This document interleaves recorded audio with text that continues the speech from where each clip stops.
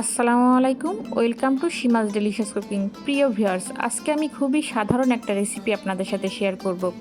আমার আজকের রেসিপি কচি সজনেটা দিয়ে বাইন মাছের ঝোল।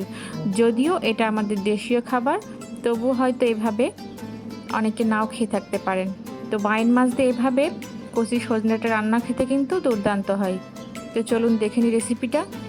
এখানে আমি কচি সজনেটা নিয়েছি, আর এবার এটাকে আমি সাইজ মতো করে কেটে নিচ্ছি।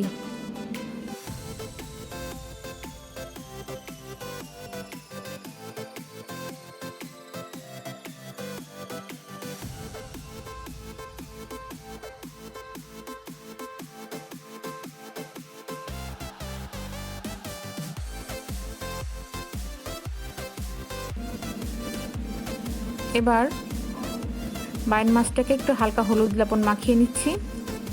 চুলায় মিডিয়াম ফ্লেমে একটা প্যান বসিয়ে দিয়েছি। এতে দিয়ে দিলাম পরিমাণ মতো সরিষা তেল। তেল গরম হলে দিয়ে দিচ্ছি কিছু পেঁয়াজ কুচি, 1 চামচ পেঁয়াজ পেস্ট, 1 চা চামচ জিরার পেস্ট, 7 থেকে 8টির মতো কাঁচামরিচের ফালি, স্বাদ অনুযায়ী লবণ, সামান্য হলুদ গুঁড়া। এই মশলাটাকে খুব ভালো করে আমি তেলের সাথে ভেজে নিচ্ছি, এতে করে মশলার যে কাঁচা গন্ধটা সেটা থাকবে না। এবার এতে অ্যাড করে দিচ্ছি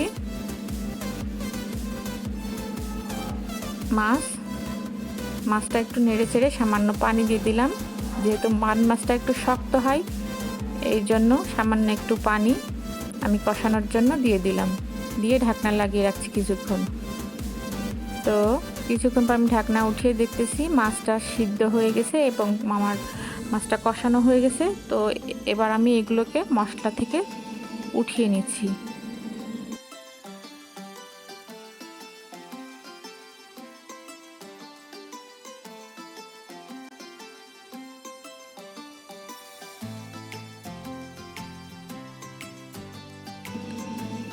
তো ওই একই মশলার মধ্যে আমি এবার অ্যাড করে দিচ্ছি সজনে ডাঁটাগুলো আর ছোট সাইজের একটা আলু এভাবে একটু কেটে নিয়েছি। তো মশলার সাথে এটাকেও ভালো করে আমি মিশিয়ে নিয়ে সজনে ডাঁটা আলুটা সিদ্ধ হওয়ার জন্য পরিমাণ মতো পানি অ্যাড করে দিচ্ছি আর ঢাকনা লাগিয়ে রাখছি 5 মিনিট, যতক্ষণ পর্যন্ত এটা সিদ্ধ না হয়।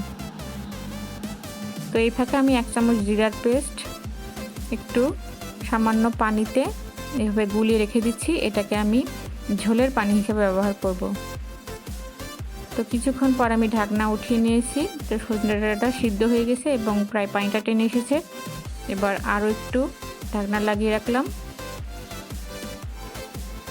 এবার আমার মশলার পানিটা শুকিয়েছে, সে পানি এগুলোকে আমি একটু নেড়ে চেড়ে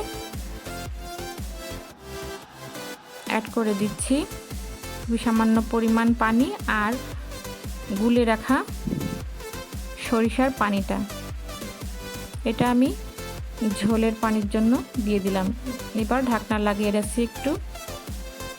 একটা বলক উঠে আসলে এতে অ্যাড করে দিব কষিয়ে রাখা মাছগুলো। মাছ দিয়ে আবারও কিছুক্ষণ এভাবে ঢাকনা লাগিয়ে রাখবো 5 থেকে 6 মিনিটের মতো। 5 থেকে 6 মিনিট পর আমার রান্নাটা শেষ, ঝোলটাও পরিমাণ মতো আছে। এবার এটা একেবারে খাওয়ার জন্য রেডি। আমি একটা বাটিতে আপনাদের পরিবেশন করে দেখিয়ে দিচ্ছি। কচি সজনে ডাঁটা দিয়ে বাইন মাছের এই ঝোলটা খেতে কিন্তু ভীষণই মজার হয়, আপনারাও খেয়ে দেখতে পারেন।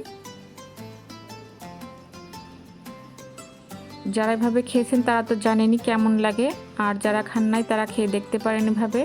আশা করি আমার রেসিপিটা আপনাদের ভালো লাগবে। আর আমার আজকের ভিডিওটি ভালো লাগলে অবশ্যই লাইক দিয়ে দেবেন। সবাই ভালো থাকবেন, দেখা হবে পরবর্তী কোনো ভিডিওতে। ততক্ষণ পর্যন্ত আল্লাহ হাফেজ।